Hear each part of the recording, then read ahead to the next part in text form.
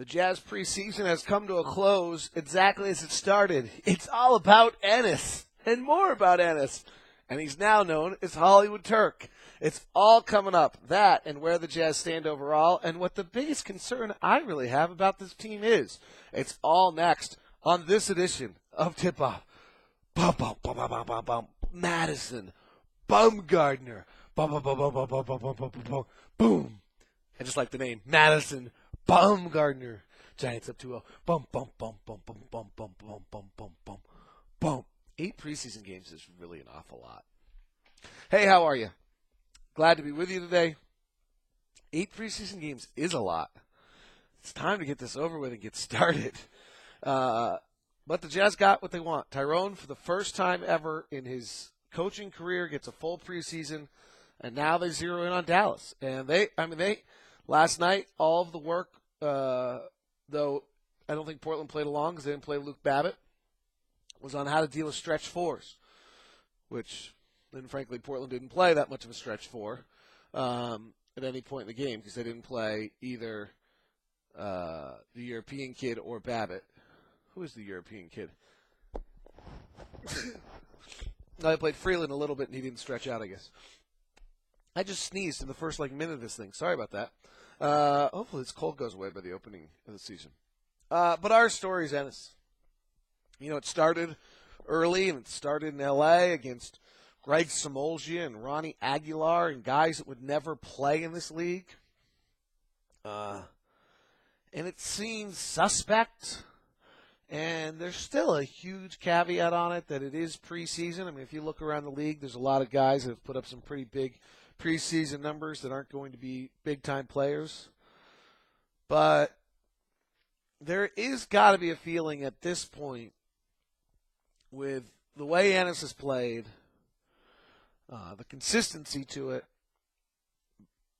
the confidence that he has. Frankly, the 15-foot jump shot just changes everything. That he has really taken a huge jump. Now, let us temper some of our enthusiasm. No, actually, don't temper any of our enthusiasm, but understand the reality of the progression.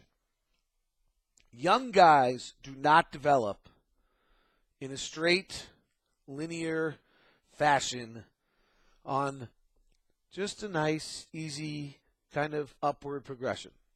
It's just not how it happens. And if you think about all of the greats don't do it. The greats come in high, and they get better, but they do a little of this. I mean, Blake Griffin's pretty fabulous, and he's doing a little up and down stuff. That's what's going to happen now. We now think every night Ennis is 2010, and he's not. He can't do it every night yet. You know, I go back to last year when I asked someone, I'm trying to remember who it was, about Derek Favors and the goals for him. And he said at the beginning of the year we need him to dominate plays, have 2 or 3 4-play sequences, so that by the end of the year he's close to dominating a quarter. So that the next year he dominates some quarters and he begins to dominate some halves. And that's, you know, in that progression, you know, eventually you dominate games. But it takes, you don't just, unless you're LeBron, maybe Anthony Davis, Tim Duncan, you don't come in the game dominating. Frankly, if you go back and look at some of those guys and what they did, it took them some time as well. So what's happening? Don't temper the enthusiasm. The enthusiasm should be out of this world. These two guys, Favors and Kanter, they both look like top 3 picks. That's what they look like. You just don't get players like this unless you draft in the top 3. I mean, all of a sudden, this is kind of, you know, this thing is coming together. And the way, you know, for O'Connor to end up with Favors and Kanter for Darren Williams,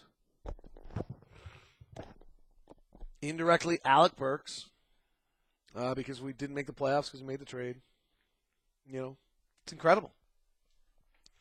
And they look great. I mean, Kanter's the coolest thing that happened last night. We talked about this on Postcast because this is the excessive overkill morning podcast, and that is where you really should be listening to Postcast with Boone. It's better. And then you have Empty the Noggin, and then you get me again, all within like 12 hours of each other. So this is the overdone, excessive amount of Locke. But though at one point in time, people listen for 3 hours in a day. I don't know actually if anybody could handle it the whole show. But the coolest thing before the game was Al Jefferson and Enes Kanter were basically playing Simon Says.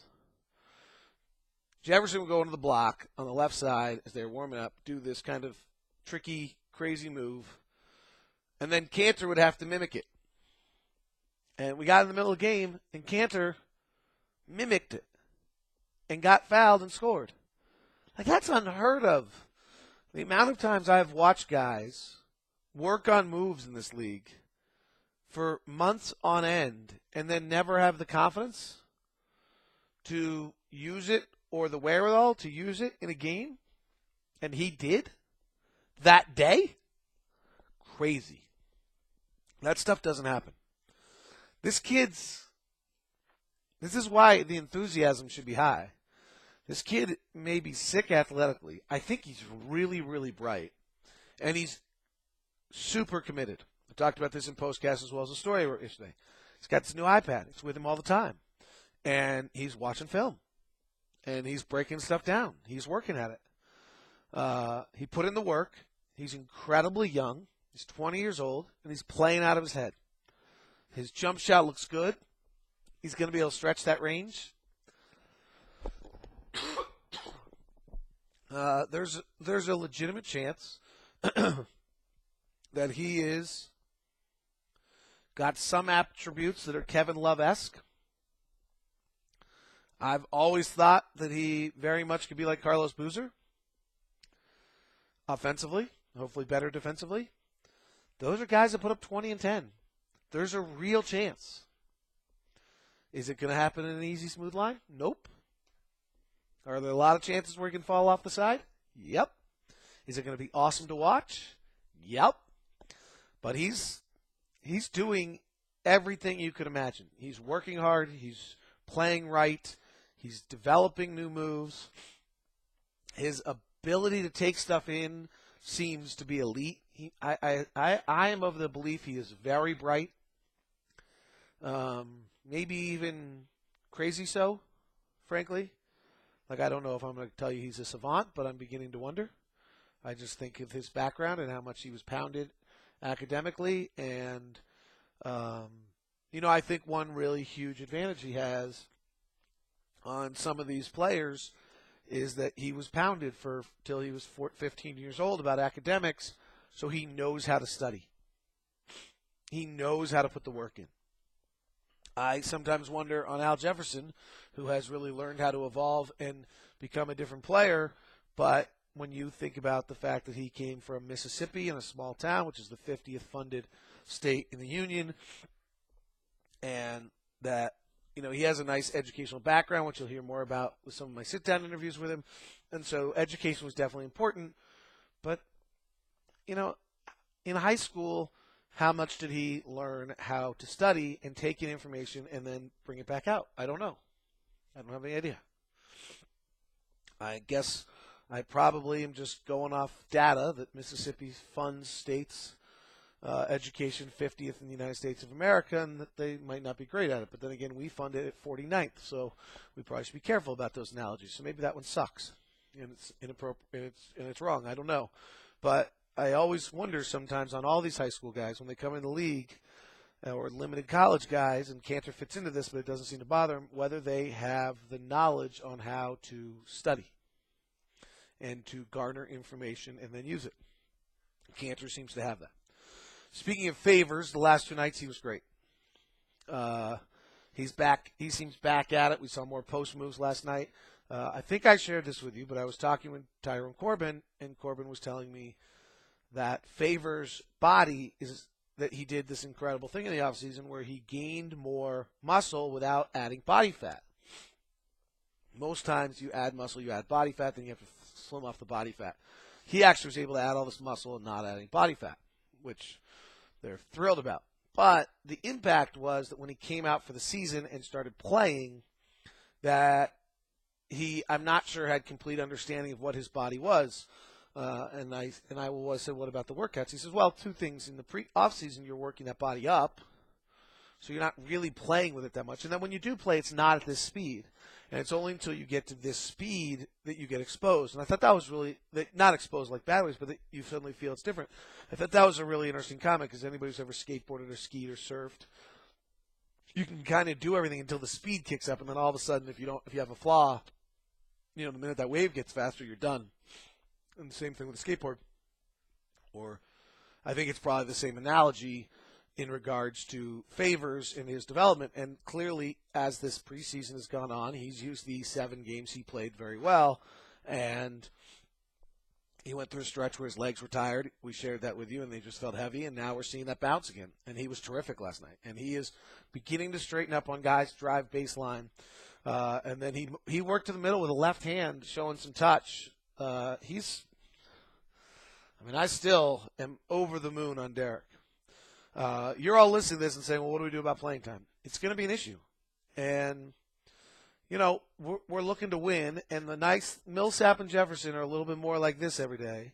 And Kanter and Favors are like this, and that's going to be Ty's dance, is figuring out which nights are this and which night is the bottom side for Favors and Kanter. When Favors and Kanter are going up and down, and Al and Paul are steady eddies, which nights are you going to get the apex? But if you just look at them, right now they're paired together. That's kind of how Ty has them, which I don't love, but it might make sense for the organization long term, frankly. I kind of think we'd be better off splitting them up and putting one youngster with one veteran right now.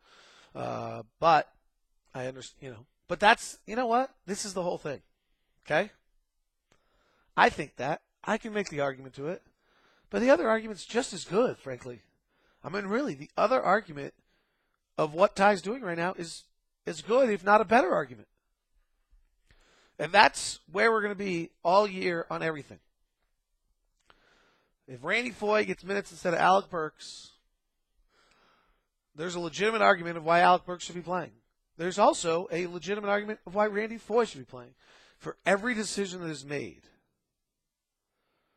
there's going to be, the way this team is built right now, there's going to be a counter decision that has an argument that's just as good. And so, you can do whatever you want as a fan, but one is going to be able to probably have a complaint every night. And you could really start to believe your own narrative that your head coach is an idiot. None of it's going to be about being an idiot. All of them are going to have legitimate arguments. And he has a far better understanding of the locker room and what 82 games really means. Let's say that it becomes abundantly clear that Favors and Kanter are better than Jefferson and Millsap at some point this year. Then it would probably happen that change begins to take place. But the way you lose Millsap and Jefferson is you have them come into camp this year and have the Jazz have turned the page already with them in their free agent year, and suddenly have them feel like they never had a chance. If they get the chance, and we get a bunch of nights like last night, like let's assume that last night was real, because even though it's preseason, where Favors and Kanter are better, well, then you start seeing this phenomenon where, wow, they played more minutes. And that'll happen. But the key is, at that point, Jefferson and Millsap won't have the ability to say they were wronged. Because you still need them to be giving you something throughout an 82-game schedule if we're going to be good. And that's the dance Ty's playing. Is what moves you make for today that maintain the team for tomorrow that still may allow you to get to where you need to get eventually. I'm not going to tell you how to be a fan. I just think you have to be really careful this year. Because being a fan is being passionate. Being a fan is being fanatical. And every night you're going to be able to bet you if you want to. Every night. I can do it. I have to be careful. I do the same thing you do. I'm calling a game thinking, why are we doing this? And I try to pause. Say, okay, get my emotions under me. Why are we doing what we're doing? Okay, that's why. Why do I think we should do this? That's why. All right, both are pretty good arguments. And the other one you probably should be honest with yourself every now and then is that just because you have a different decision that you didn't see doesn't mean it was going to be right. Does that make sense? That's the one I struggle with. See, I see something and I say, I would do this, and I try to first guess it. And then what ends up happening is it doesn't work, and I then naturally assume that my system would have worked. There's nothing that says that what I was going to do was going to work any better. I don't know how we got here today, but we did.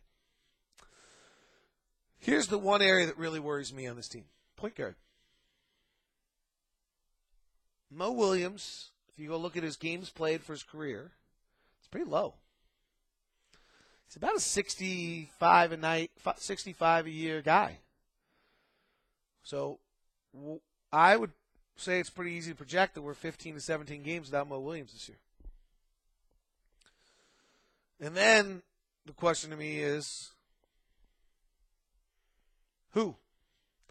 Randy Foye does a pretty decent job, and he's a threat, but he's not a creator. He's not driving and creating things. Our system doesn't really yield that, but you can see that Randy struggles a little bit on how to get his looks at the point guard position. He runs it fine, and he's a threat, and then there's Jamal, who knows how to play it and get everybody involved.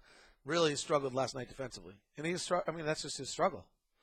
He's just not laterally very quick right now. Earl's going to come back at some point. We have great depth. Alec played a little one last night.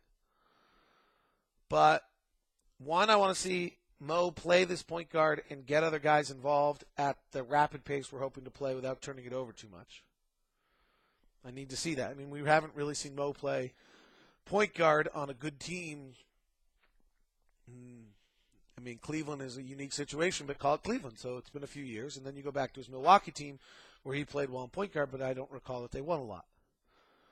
And so Randy is a very adequate backup point guard for 14 a night. You lose some of what he is, though, when you make him play the point. The same way I think you'll lose the same thing with Berksey if he has to play the point. And then you have Jamal and Earl, who are both very good. They're fabulous backups. But are they going to have to start 16 to 17 games this year? I just think, for all of our discussion, we're worried about the wings and the depths and this and that. That, to me, is still the one area where I've really got to, before I commit to how good this team's going to be, which it has a chance to be really good, that's the one area I've got to see. If we get good point guard play, this team's going to be really good. Really good. Because Gordon's above average at the 2. Marvin's above average at the 3. Paul's average to above average at the 4. Jefferson's above average at the 5. Favors is the best third big in the NBA. Kanter's the best fourth big in the NBA. Randy Foye's about as good a backup, if Randy Foye is your backup shooting guard, he's about as good a backup shooting guard as there is, and Alec Burks is about as potent a scorer off the bench. I don't know how they both play if you do that. Damari Carroll, team's got to have guys like that. He does a great job. He just earned his time on the floor with his energy. It's fabulous. And then you get a point guard where might be the one position where we're not above average, and our backups are solid, but that might be the one spot. All right, that's tip-off today. I'm going to go get the kids. We'll fill time between now and Wednesday together. Actually, I got huge stuff. Noon today, I'm doing, if it all goes as planned, I'm doing a Google Hangout with Tim Roy, voice of the Warriors, Craig Ackerman, voice of the Rockets, and Minnesota Timberwolves, Alan Horton. You can watch it live. I'll set it up so you can watch it live. And then at 3 today, I'm sitting down with Dennis Lindsay on a end of preseason podcast I'll launch for you on Monday. Tuesday, I'll try to get another NBA preview, probably Ron Boone, or who do you guys want? Tell me who you want. For those of you who stayed with us for all 20 minutes, tell us who you want. Wednesday, we start the season. And actually, I'll probably try to catch up with Chuck Cooperstein, who's one of my favorites, Tuesday night with a podcast for you Wednesday before the opener. See ya.